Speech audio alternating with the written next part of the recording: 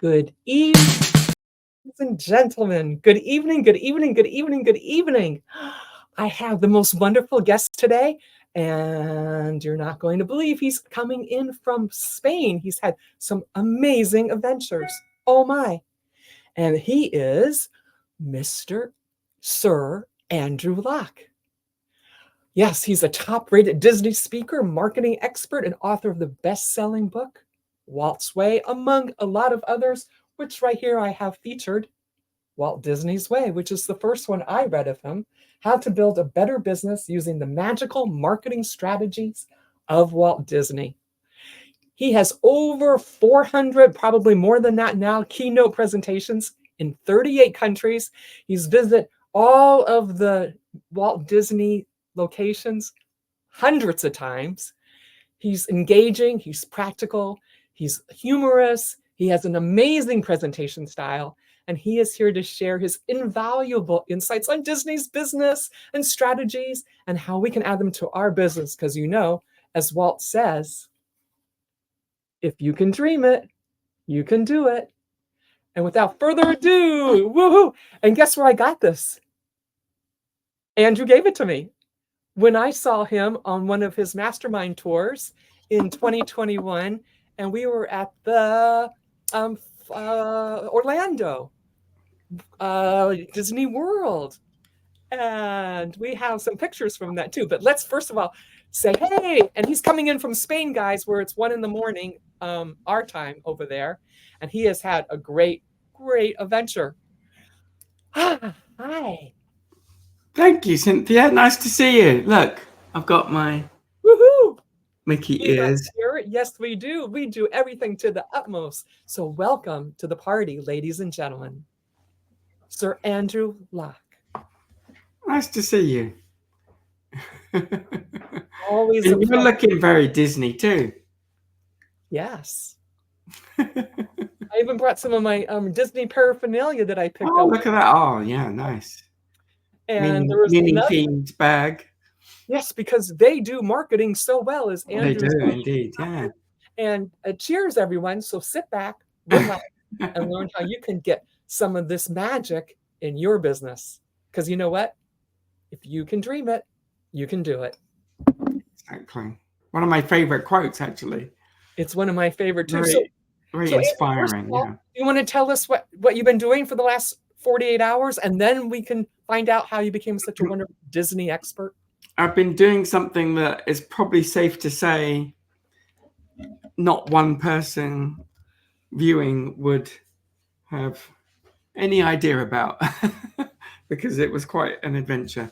My wife is Ukrainian, and she escaped the war in 2020 and fled to Germany, which was where we met. And her son actually couldn't get out in time, so he's been there, and the conditions have been gradually getting worse and worse. And he finally decided to try and flee the country, because which is quite challenging, because all males over the age of 18, I believe it is, are not allowed to leave the country. So there's no official way to leave. So he got with a friend, and he hiked over the southern Carpathian Mountains into Romania. And it was just an absolutely unbelievable journey, about 70 miles on foot. And for others that have done it, most people end up turning back because it's so difficult, and so takes so much time, and very literally over and down mountains, and most people take about 9 to 12 days that actually do accomplish it. But he was with a friend who was a very experienced mountain climber, and amazingly they made it. So we found them in Romania, and he was reunited with his mum, and very emotional time. And it really brings it home, actually, how fortunate we are, and how it reminds you to be grateful, really, of what we have. We were driving along the northern border of Romania, and you can literally look into Ukraine. There's no physical fence as a border. There's actually a river that runs along that southern border, and they've excavated the river so that it's very, very deep. And what happens is every week people do try to swim across that river, but they end up drowning because they get pulled under with these very strong currents. Anyway, not to be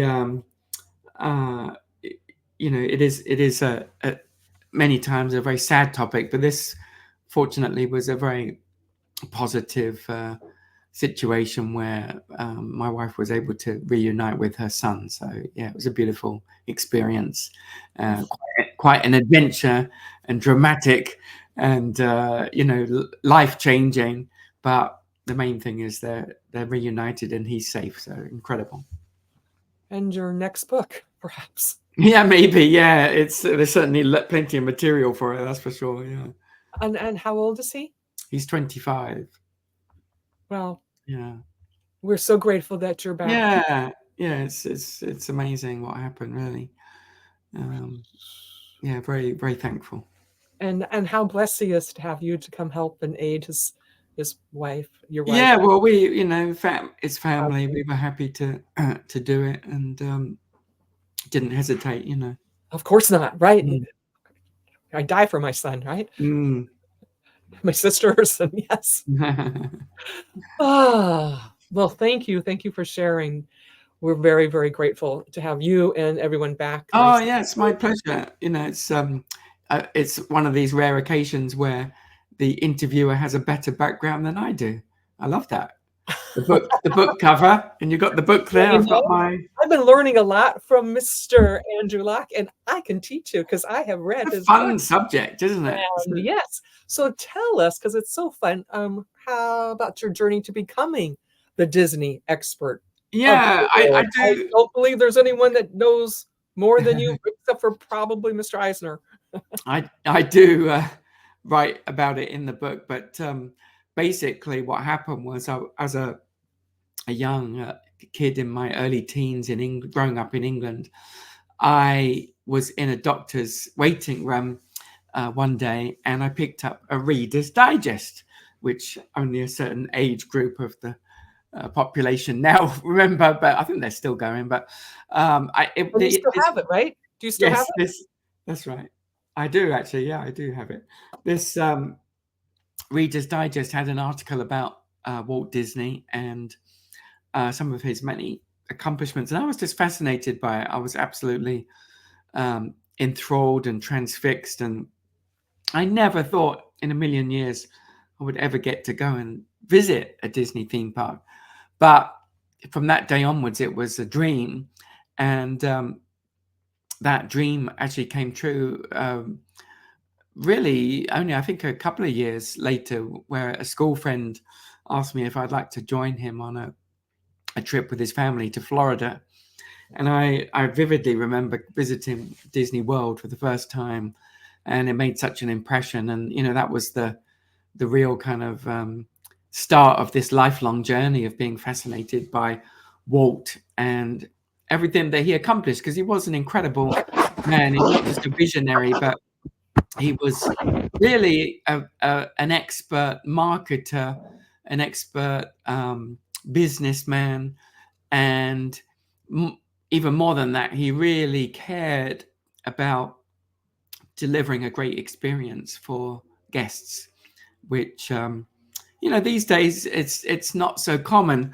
And so even today, Disney, they're vastly different and massive company compared to in Walt's day when they were quite small. But even today, they are one of the most respected and admired and profitable companies in the world. And actually, that's quite a rare combination to have those factors together.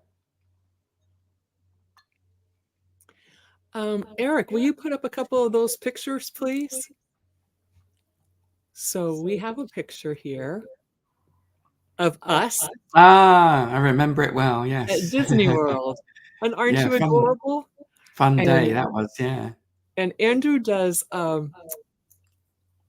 tour of the insides, the underground, the secrets behind the doors, the castles. Backstage, behind the scenes. Yeah, I love doing that. It's one of my favorite things to do, taking small groups around and showing them some of the Disney secrets and how you can adapt that in your own business. So yeah, that was a really fun time. We had a great group, didn't we? We had an awesome group. In fact, I have a picture coming up in a moment. Go ahead, flip to the next one. There we are. Look at that. Oh, yes. So there's Alexandra and Wanda and Melvin Foote and Dan Altemeyer. And Yeah. maybe you can help me out with some of the others. No, you got it. I remember that very vividly too, because this was inside Gaston's Tavern in one of the newer areas of Magic Kingdom, and they've created this very unique drink. I forget the name of it, but it was sort of like it's a frozen drink, and I think they position it as some kind of beer, but it's it's a sweet drink, and it has sort of like a marshmallow component to it or flavor, and it's got a creamy topping. But one of the great things is not being able to drink milk or cream myself. It's not made from cream, but it tastes very creamy. I don't know how they do it. Anyway, yeah. So every time I go to that park, that's one of my must stops because I love that drink. So that's why we went there that day. But we were also discussing some Disney lessons. I remember around the table too. That was a lot of fun. Yes, and actually you have a great lesson with that one. Oh, wait a minute. Here you are. Yeah. Look at this. Aren't you adorable? So this is an interesting one because a lot of people think that this statue is Walt, because of course, Walt was the high profile one. They know his story and how he created Disneyland originally back in 1955. But actually, this is Walt's brother, Roy, who definitely deserves to be commemorated at the park. So that's why he is sitting there with Minnie Mouse, because really it was a partnership between Walt and his brother Roy. Roy was more behind the scenes. He dealt with the finances, raising money, and implementation. He was sort of like the operations guy, really, to make all of Walt's crazy ideas happen. So it was definitely a teamwork. The two worked together. I write about that in the book. The fact that every Walt needs a Roy, and every Roy needs a Walt in a business to sort of do the things that you're not good at. And that's why that teamwork worked really well. So yeah, little known fact, it's not Walt, it is in fact Roy Disney. And it's so nice that they put that up there so that you can give him his due too, because he he definitely deserves it. Without both of them, I don't think we would have. Yeah, and actually, interestingly too, after Walt died, Walt had had the plans in place to start the construction of Magic Kingdom, which was the first park at Disney World in Florida. But sadly, Walt never got to see the breaking of the ground. He did all the plans, he bought the land and so on, but he never actually saw the construction take place. And so by that time, Roy had actually retired. But after Walt died, he decided to come out of retirement, and he oversaw the entire construction of the Magic Kingdom as a sort of a legacy and an honor to Walt. And at that time, the plan all along had been to call it Disney World, because on the West Coast, they had Disneyland, the original park, and this was going to be so much bigger. There were two parks planned, the Magic Kingdom and Epcot.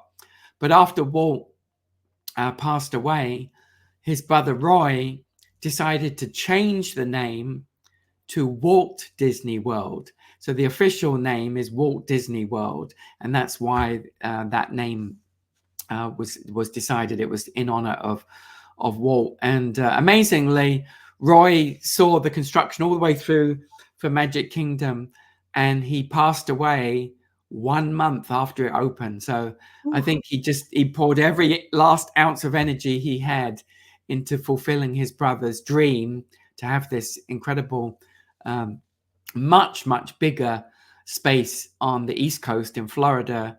And when it was accomplished, I think he, the stress of it all and everything, it probably finished him off. Sad thing, but yeah, he passed away 1 month later. I actually just got hit with a memory because we went to Walt Disney World with my little sister. Grace says she's loving this, and Hi, Grace.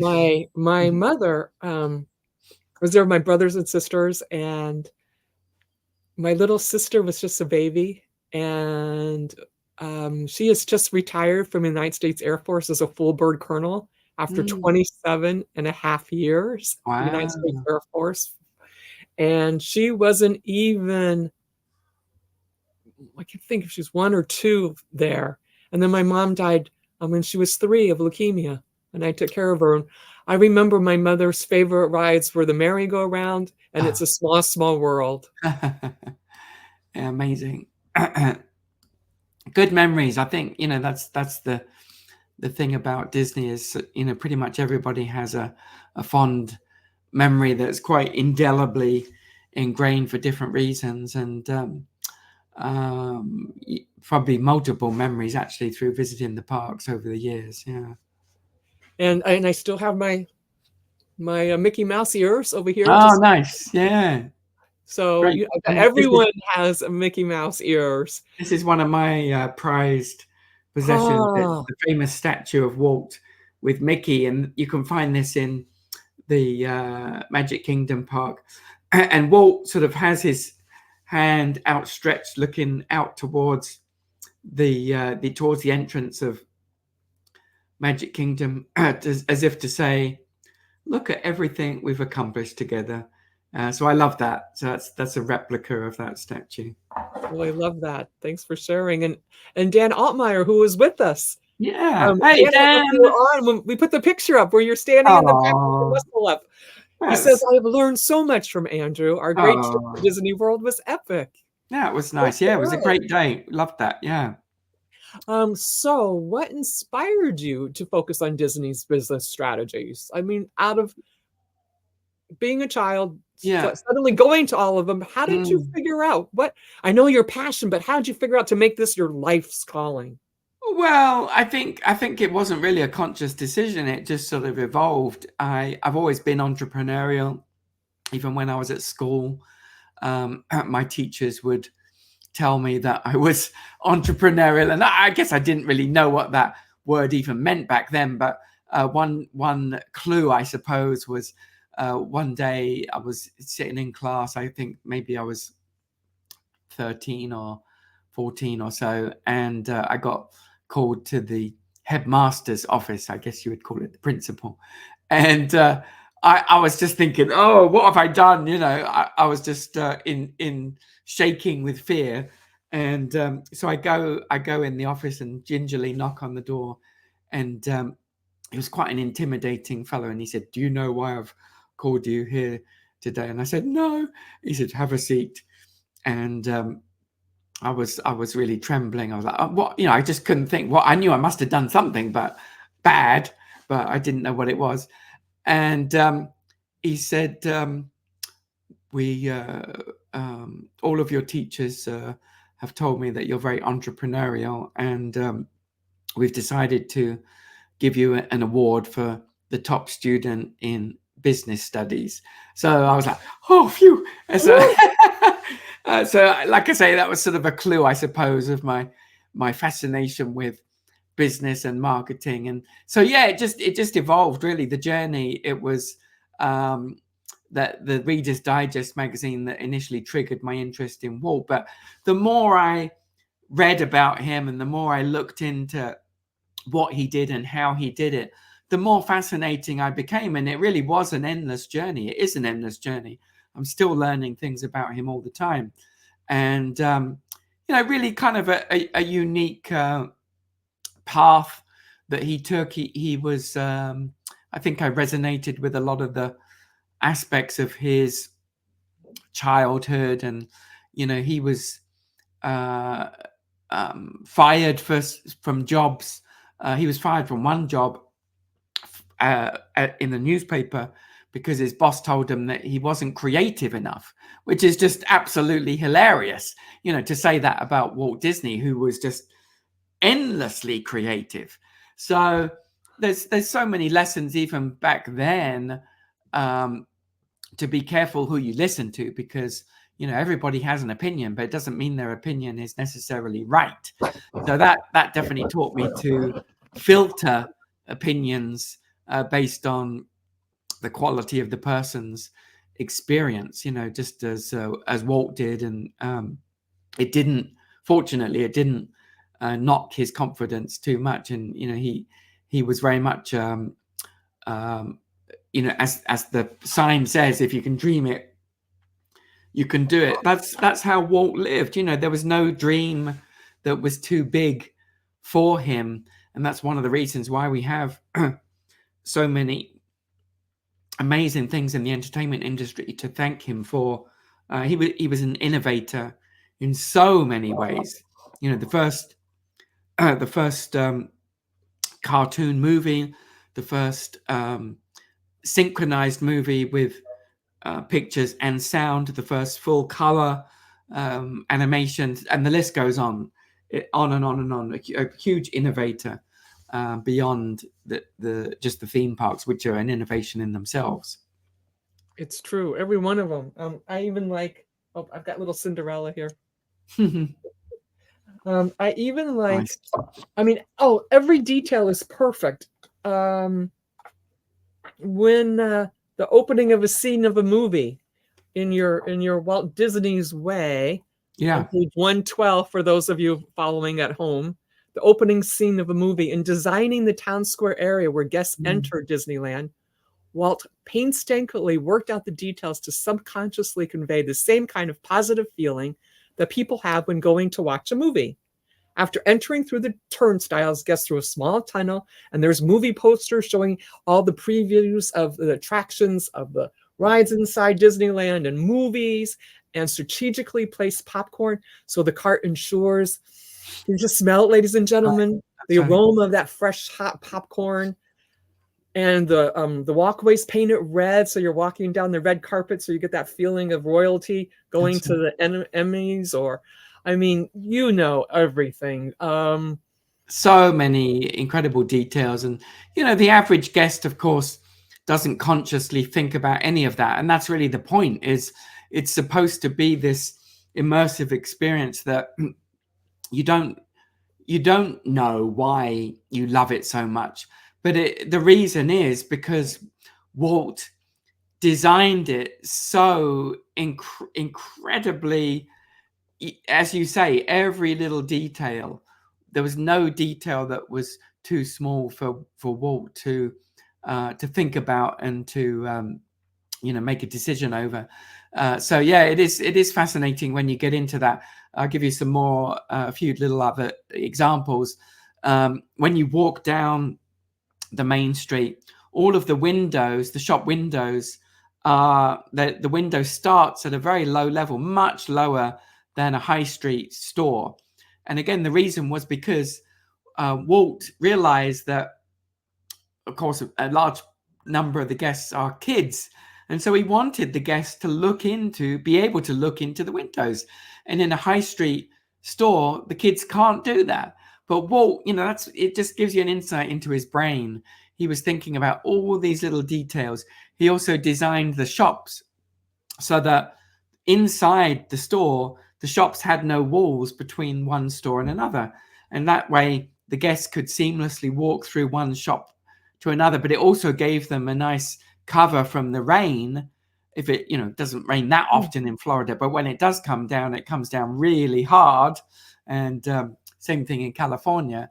So just endless details for the all with the focus of what would be the best experience for the guest. And again, there's a lesson there for every business owner, because most business owners tend to think in terms of what can I do to make this business easier for myself, whereas Walt was always thinking, how would this improve the guest experience? Or if I make this decision, is it going to be negative for the guest experience? And one of my favorite stories of all time with Walt was shortly after opening Disneyland in California in 1955. Every day, Walt loved to walk the park. And one morning, he met up with one of the gardeners who was standing in front of the Cinderella castle there. And the gardener was in a panic. And he said, Mr. Disney, we have a problem. And Walt, as he always did, he would say, oh, I think you mean a challenge. And he said, the gardener said, the guests are walking over these flowers, over the flower beds, to take pictures of the castle. We need to put up a fence to stop them from doing that. And, Walt, without a moment's hesitation, this gives you, again, an insight into his mind. Without a moment's hesitation, he said, oh, no, the guests are absolutely right. That is a great place to take photos. What we need is a path. See the difference? To the gardener, he could only see his world of the flowers. And of course, he was quite right to want to protect the flowers. But Walt saw the much bigger picture, that why were the flowers there in the first place? It's for the guest, right? So what's the best thing for the guest? Well, it would be to facilitate a place where they can take the best pictures of the castle. So rather than worrying about the flower bed, let's get rid of the flower bed and build a nice path so that the guests can take pictures in the best possible place. And that's the difference between Walt and the average business owner, who would have agreed with the gardener and said, oh yes, that's what a mess. Let's build a fence there to stop them doing that. See the difference? Interesting, isn't it? Absolutely. And I do believe that when I was in second grade and living in California, and I went to Disneyland, I do believe that he served me an ice cream cone, extra big, and actually asked me my opinion. Amazing, yeah. No one asked me my opinion. Yeah, that sounds And he asked exactly me like my Walt, opinion about that's ice what he cream did. cone, and I do believe, because he was dressed up. Absolutely. And I've always loved fashion, and he was, Yeah. I think it was, all it's highly likely, ice cream man with a red and white jacket and a straw hat. that was his favorite.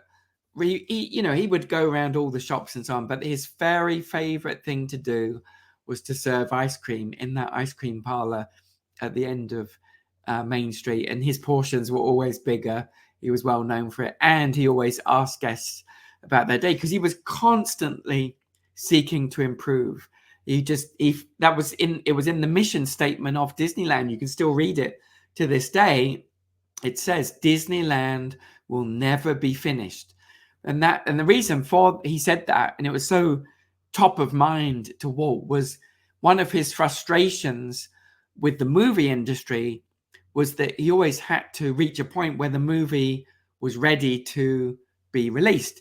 And to Walt, it was never ready to be released. Every time he saw it, he thought of things to add and improve. But of course, to be practical, they had to release it. But he felt like, at last, I've got something with Disneyland that genuinely I can constantly keep changing. And that is what's happened over the years. They have constantly tweaked it and tried to improve it and change things and make it better. And of course, not everybody likes that. Some like the nostalgia aspects. And certainly with all the parks worldwide, Disneyland now is the one that has the least changes, because it's the only one that Walt directly oversaw the construction of and saw it through to the end. And it was, he loved it so much that he had an apartment built there over the fire station. Dan Ottmeyer he says, I love the story of the Walt building a railroad in his backyard. Yeah. So Walt, one of his passions and hobbies was model trains. And when I say model trains, actually they were quite big trains that you could sit on. You sometimes see these ones that you see kids going on. And so Walt actually built a full scale track of one of these trains that you could sit on that went round his whole back garden, which was quite big in Los Angeles. And he did it really sort of as a therapeutic thing. He loved it as a hobby to sort of de-stress and unwind. And it was that model train installation that gave him the idea to include that in Disneyland, to have a train that goes all around the entire park, that was one of the feature attractions from day one. So Walt was that's how it came about, because Walt's own love of trains, he was absolutely fascinated, especially with steam trains. And we want to say hi to Eric, and the things we look at will change. So what does it mean to Disnify a business? Well, it's sort of an expression to give the idea of looking at what Disney does, and most things they do so well. It's they're learning from Walt. They do give a great attention to detail. They do care about customer service. They do care about providing value. And although they're not perfect, they are certainly a very, very good business to model. And so Disnifying a business is really saying, how can I look at what Disney is doing and has done over the years and adapt those same principles in my own business? And I think that can be done in any business, because when you look at the sort of the fundamental ideas behind what Disney does, even though they're in the entertainment industry, there's principles that can be identified, and those principles are what you can say, how can I look at doing something similar as a principle in my own business? And not only in your own business, but in your own life. Yeah, absolutely. Because not all the people have the passion and their teachers didn't point out that they would be great at something when they were young. Yes, They're still trying to figure it out. So thank goodness they've got your books to read and get some new insight. How can small business benefit from applying Disney's customer service principles? Well, with customer service in particular, I think that it's an incredibly strong need at the moment. Yes. I think if you talk to most people, especially of, let's say, I don't know what the correct word is, but for this generation, but let's say over 40s, I think everybody remembers a better time of higher quality customer service. And it's so, I've had a couple of instances this week that I was telling some friends about here in Spain, which have just been so frustrating. And it boils down to the fact that people in these different businesses, they just don't seem to care. And it is harder to get people to care, but it is possible to do it right. There are still companies that, like Disney, that do things well. And it is such a great way to stand out from the crowd. Everybody wants to get noticed, and most businesses want more business. And so providing outstanding customer service is one of the easiest ways to make your business stand out from the crowd, because it's so rare these days. When you do it well, people are going to tell their friends about you, and they're going to say, hey, you never guess what happened today, and they'll tell the story, and that's how things can spread virally. So I think it is very, very important. And I think the vast majority of businesses need improvement in that area of providing better, high quality customer service. And even Disney had a problem with that they rectified with their university. Yeah, Disney has, like most businesses, been through ups and downs, and one of the one of their down periods happened in the 1980s, when they hadn't had a hit movie for many years at that point, like mid to late 80s. And the park attendance was down. People there was a certain demographic of young people, like teens particularly, that felt like it wasn't really a cool place to go anymore. And it was really because they dropped the ball. They were floundering. And so one of the things they realized that they needed to do was create a more strategic training that was more in line with what Walt originally put in place as the founding principles for Disneyland. And so they went back to basics. They went back to all of those things, and they looked at how Walt created and grew Disneyland in the first place, and they started teaching those things. And it was successful for a number of reasons. It was successful because of the nostalgic element, and that people felt like they were able, the new workers or cast members as they call them, were able to embrace and sort of feel like they were part of restoring Walt's legacy. But more than that, the strategies actually worked, because they're timeless. They worked in Walt's day, and they worked when they applied them in the late 80s, and they work today. And so really they just needed to go back to basics. But it was a good sort of reminder as a company that that this is to continue to grow and operate a business like this, especially as it gets larger and it's harder to hire people and so on, that they needed to have those fundamentals in place and keep them in place, and keep training cast members in those original ways that Walt set in place. And everybody, you can be helping the world just by saying thank you, and it's my pleasure. Yes. Yeah. Walt was very language was very important to Walt, using specific words, like, as I mentioned, instead of workers or employees, he called the workers in the parks and behind the scenes cast members, because the whole connotation that Walt wanted them to think of was that they were putting on a show. And customers were never called customers, even though for all practical purposes they are, but Walt insisted on calling them guests. And I think, again, there's such a this is not just about changing words or language.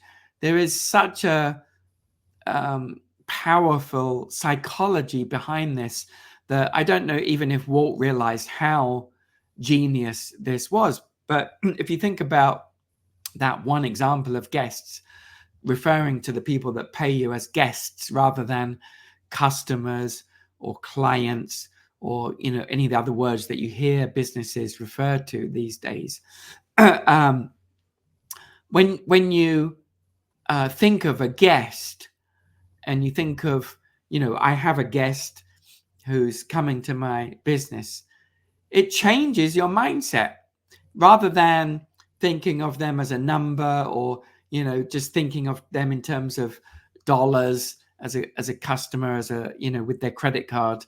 When you think of a guest, you think of the connotation perhaps of rolling out the red carpet, giving them a warm welcome, making them feel special, greeting them, and so on. And the list goes on and on and on. So it is much more than just words. When the training is in place to think of customers as guests rather than as customers, it actually does change the way that the cast members interact with those guests, and rightly so. And that's exactly what Walt wanted to happen. So it's brilliant, absolutely brilliant. And that process of being careful about language extended throughout the business. Walt created names for different roles and for different purposes. You know, in for the people that worked behind the scenes, who were sort of the innovators. He gave them a name, and he was constantly thinking on a much higher level than the business owners at the time, and even many business owners today. So, you know, just fascinating to delve into that. And you gave another example earlier, you know, where you say my pleasure or you're welcome. That's one of my pet peeves. When if I go into a restaurant, for example, and place an order, typically the server will say something like, "Oh, no problem," and it sort of rolls off the tongue because it's such a cliche. You know, it's what people say, but to the guest, it doesn't sound very good to say no problem, because the focus is on the word problem, and why should anything be a problem? So how much nicer it is to say my pleasure or you're welcome. It's just a very positive, happy, friendly phrase to use, and it conveys a much warmer tone than saying no problem, which is very negative actually. You can learn a lot, ladies and gentlemen, by reading or listening, he's on Audible, to Andrew Locke's books. Walt Disney Way has a lot of these treasures in it, and Walt's Way, the newest one, right? When did you write that one? Walt's Way, actually, it's the updated version. I did a whole bunch of testing and found that the Walt's Way title was received better. So it's the new and updated version that I think came out last year. So yeah, and the book originally took about 4 years to research and write, and there's so many books been written about Walt and the Disney company, and I didn't want it to be another one that just said a lot of the same things. And so I really delved very deep and introduced a lot of my own stories. I interviewed cast members, current and ex, about their stories of working with Walt. And so it's really material that hasn't seen the light of day before. That, you know, there's I allude to some things that are sort of Disney classics, as it were, but in terms of it is quite a unique and certainly original book from that perspective, because I've pretty much read every book on the subject, and it would be pointless for me to write a regurgitation of all those things. And so what I really wanted to bring to the table was a book that, more than anything, enabled small business owners and entrepreneurs to be able to easily identify some of these winning strategies that Walt implemented in his business, and show how any business owner can implement the same strategies by understanding the underlying principles. So there's no book that's sort of been written on that angle before, and that's why I was really excited to do it. And happy to say it's become a bestseller. It's the best-selling Disney book in this category. So yeah, it's amazing. Woohoo! Woohoo! Woohoo! Woohoo! So I see them being done with a gold wrapper on it, 1, 2, and 3 in your future. Yeah, you never know. It is, like I said earlier, it's an endless topic. So who knows what will happen in the future? It's a lot of work to write a book, like this on this scale. But I'm so glad that I did it, because I really feel like more people need to discover these secrets. And it's certainly very rewarding to receive emails every week from people all over the world who have heard about the book or read it, and they tell me that they enjoy it and that they have learned a lot of things from it. So that's very, very fulfilling to receive that, and to know that it is impacting people's lives. It's a great thing. So you've done a lot of research by visiting all of the locations hundreds of times. Yes. That's an amazing background. Why don't you tell everyone about that? And is Shanghai still your favorite Disney property, or Yeah, has another one taken over now? yeah, it's interesting. So I have visited all the parks around the world, many hundreds of times. I've lost count, but um, I think each park has certainly its own charm Mhm. and unique aspects for different reasons. And so, I could tell you something that I like about each park, but I think That's a book. uh, I was surprised about Shanghai in as much as it's a real technological leap um, into the future in terms of many of the rides that they created. One of those rides actually has just opened recently at Magic Kingdom in Florida, and that's the Tron ride, which is a very unique um, neon neon in the dark roller coaster where you actually sit on this Take a sip of water. It's okay. really cool. Oh, thanks. Um, you sit You're our on this really guest. cool sort of motorbike from the movie, and like I said, it's all neon themed, and it's spectacular. And there's a few kind of um, surprise moments in that ride that feature technology that are amazing.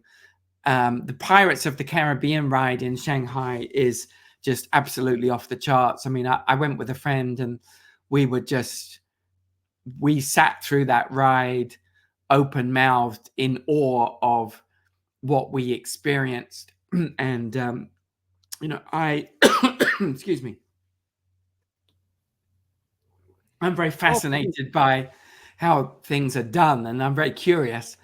And so one part of me was wondering how certain technology was done, which I still don't know to this day, but Mm. other aspects were just completely in awe of what that technology meant to the experience, which is the most important thing.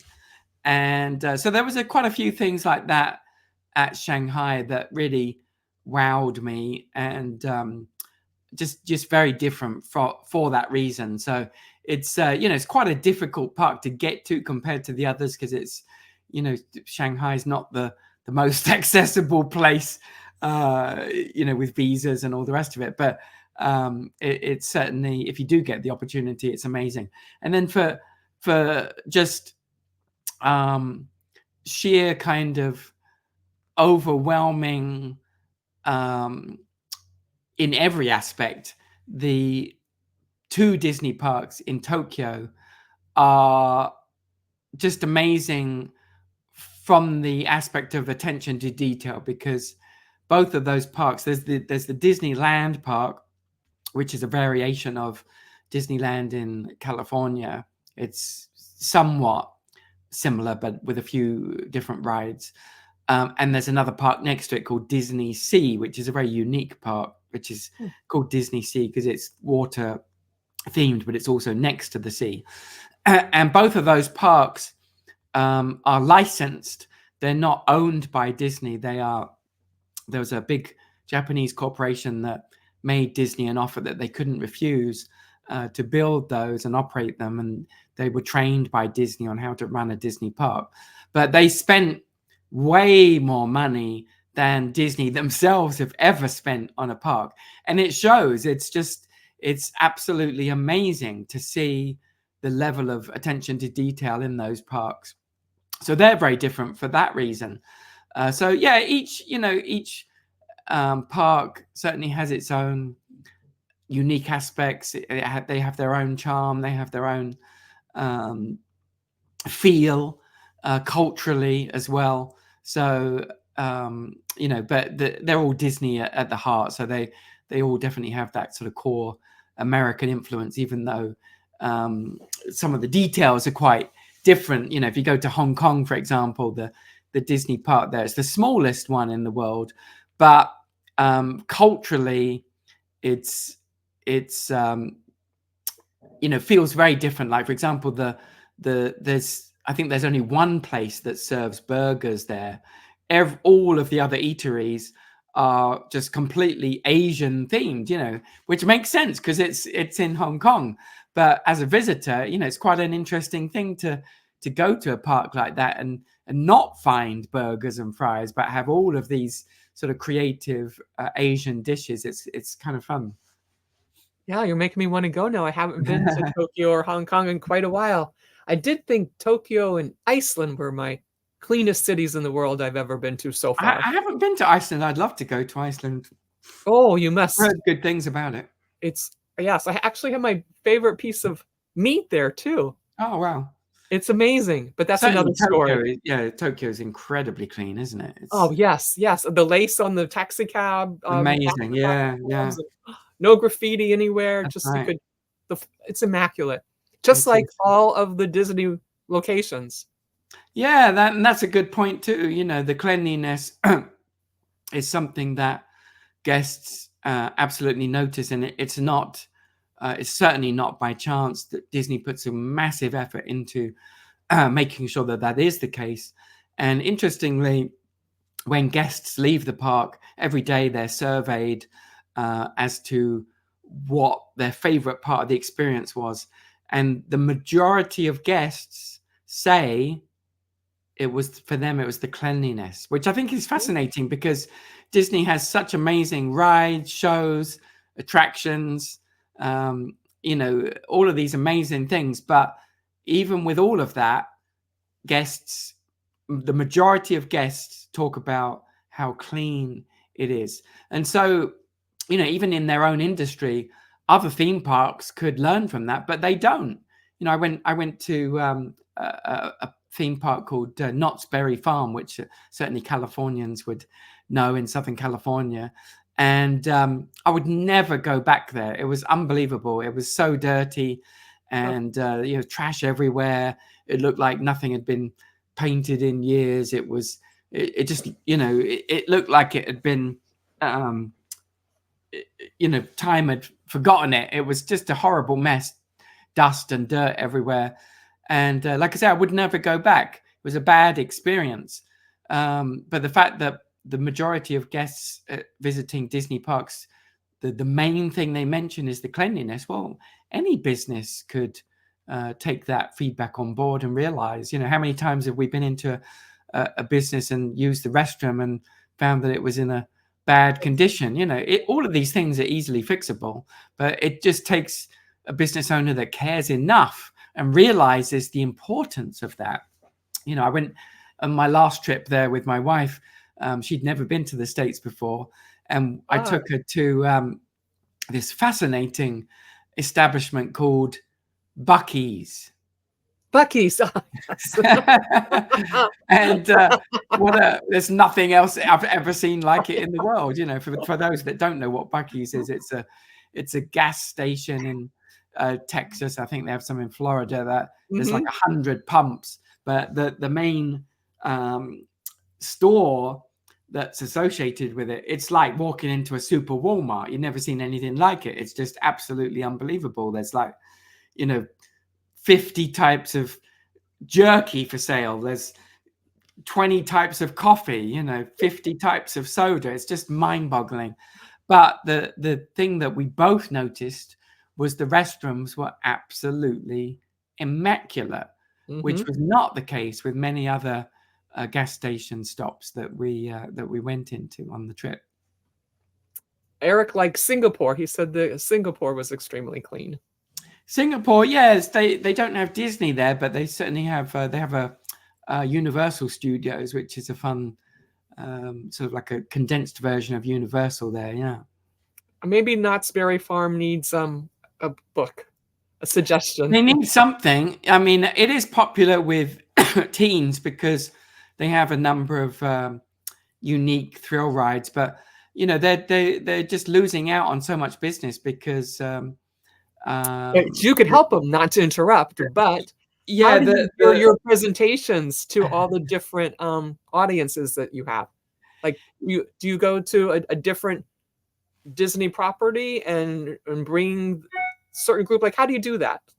How do you figure out what the talk is going to be like? I speak all over the world on this topic, and again, it's something I love to do, helping business owners to adapt these lessons to their own business.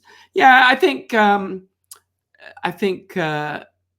Knott's Berry Farm don't know what they don't know, and the biggest thing that they're missing out on really is the fact that the audience that they are attracting, which are the teens that love these sort of roller coaster theme rides and so on, they're not the ones with the disposable income.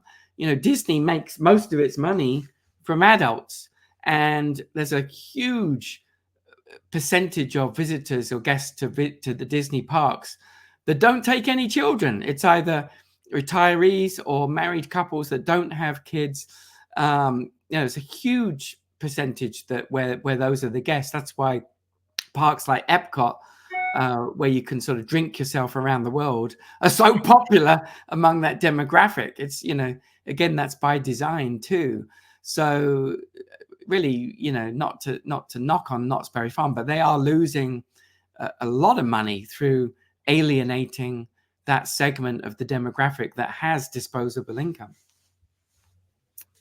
How about the story of Paris getting alcohol to make it more fun for the Parisians? Yeah, Disney, like I said earlier, they're certainly not a perfect company. They've made plenty of blunders along the way. And one of their many, many blunders was the first implementation, let's say, of Disneyland Paris, which is the name now. When it first opened, it was called Euro Disney, which really they realized was not really the best representation for the park. But many, of course, France definitely has its own culture. If you've ever been there or interacted with French people, they are quite proud people. They're very proud of their culture, and they're very defensive about it too. And I don't think, from everything I've heard, in fact, one of my friends was an Imagineer who was responsible for designing a lot of that park. And I think from talking to him and others, Disney themselves didn't realize the depth of that culture and depth of feeling that ran through France. And when they opened Disneyland, or Euro Disney, I should say, there was quite a backlash. People were the French were astonished that they couldn't buy alcohol in the park. And that was really a Walt thing. That stemmed back from Walt's days. He felt like it was very, very important to make it smoke-free and alcohol-free because he wanted to focus on it being family-friendly. And of course, you have to balance that with the fact that times do change. And Disney certainly have been very cautious with that aspect over the years. But they did introduce alcohol into Epcot successfully eventually. And so they realized that there was a precedent there. And once they did that in Euro Disney, and they made a few other changes to be more culturally sensitive, that really eased things a lot. And it's quite a profitable park now. But for many years, I think certainly the first 10 years, the park lost a lot of money, and investors were very, very concerned about it. But they did manage to turn it around. I found the French charming from my remembrance of when I was 4, 5, and I had gathered all these beautiful leaves, and the wind blew them away, and I was like, and several Frenchmen, my mother told me, came and collected all the leaves and gave it back to me as if it was a royal bouquet. Oh, well, that's a nice story. So I've always felt, but guess what? I could talk to you like forever. However, it's at the top of the hour. So what advice do you have for aspiring entrepreneurs, and how do you keep yourself going in your career and your legacy? Well, to answer the latter part first, it's I definitely take a lot of inspiration on a daily basis from the man and the mouse, and that's why his statue is there on my desk. And I think majority of business owners could certainly benefit from dreaming bigger, just as Walt did. People don't like to take chances as much as they did in the past. People are a lot more sensitive. And of course, there's more challenges with sensitivity, unfortunately, with various movements that where people want us to adopt certain or approve of personal decisions, and I don't want to get political about that, but I think that taking the any politics aside, I feel that we can benefit from being a little more adventurous in business, being willing to be more playful, more fun, just as Walt was, be willing to dream bigger dreams, and not be so afraid of what others might say, because there were certainly plenty of critics of Walt. When Walt announced that he was building this theme park, most of the newspapers said he was absolutely crazy. They said Walt lost his mind, this is never going to work, and all the rest of it. But he certainly proved them wrong. So having courage of your convictions and being willing to do these bold things, that's why it's we need more people like that. Again, taking politics aside, whether you love him or hate him, someone like Elon Musk, I mean, we have a lot to be thankful to him for, in his innovation of things like the electric car and space travel and goodness knows what else, but a lot of different things where he doesn't care what others think or say. He's on a mission to bring innovation, and I think we could benefit from a lot more of that, just as Walt did when back in the 50s. There's not enough of that in the world. That's my feeling anyway. I know that Mr. Walt Disney and Rob Disney are looking down from the heavens, smiling at you and thanking you for keeping their story alive and bringing it to so many other people. Ladies and gentlemen, share this out. It's just delightful. Andrew Locke is amazing. He brings such joy to our world. And take those little seeds. Remember your childhood? Like, bring it out and be playful. That's it. And pick up this book or Walt's Way, which is the new improved version. And look up if you would like him to come to your business and talk. He is an amazing presenter, and maybe, just maybe, you'll go to a new Disneyland World Kingdom in a foreign country and expand your wings and fly. I know we have to go, but what's your favorite story? What's your favorite Disney story? My number one favorite story I was the one about the gardener. I just absolutely love that story. But I'll show you another one that is very, very little known, and I learned this one recently myself. And it was when excuse me, Walt had just opened Disneyland, and he was walking through the park with his then director of operations, who had worked his way up through the ranks quite quickly. Most people at that time didn't challenge Walt. They, because he was quite an intimidating fellow. He had such, energy, and he was so strong-willed. It was sort of, people would just sort of accept what he said and implement it.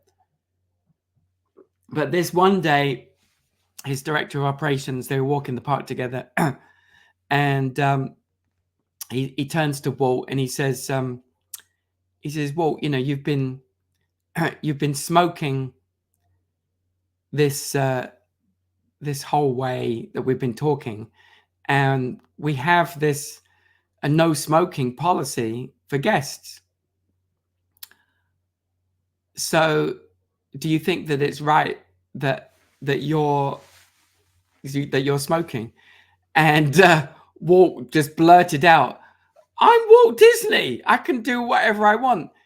And as this guy that relates the story that was with him, he said it went quiet, and they continued walking. And they continued walking, and no one said anything, and he was just quiet. And then a minute or two later, Walt just very quietly said, "You know, you're absolutely right. I won't smoke again in the park."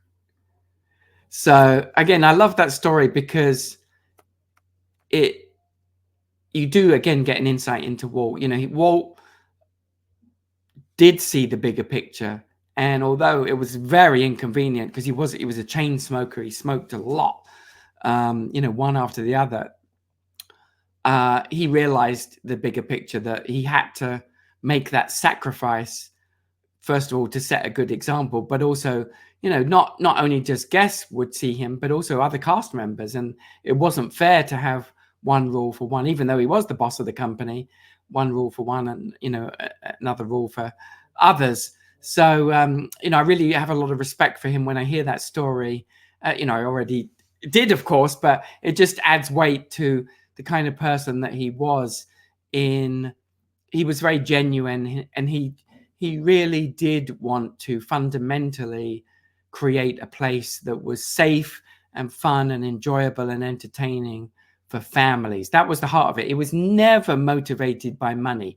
The money came in heaps and droves as a result of doing the right thing.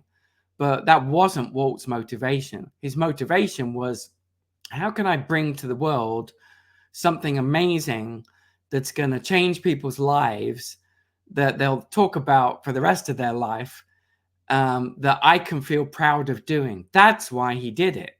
It wasn't because of money.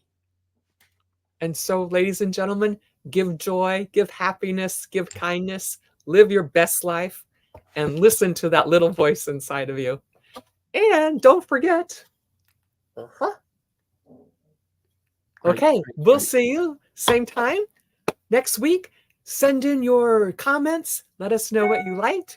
And we'll see you next time. Disneyland, Disney World, or Disney Kingdom. Thank you so much, Sir Andrew Locke. You were amazing. You can hang on for the dream room for a second.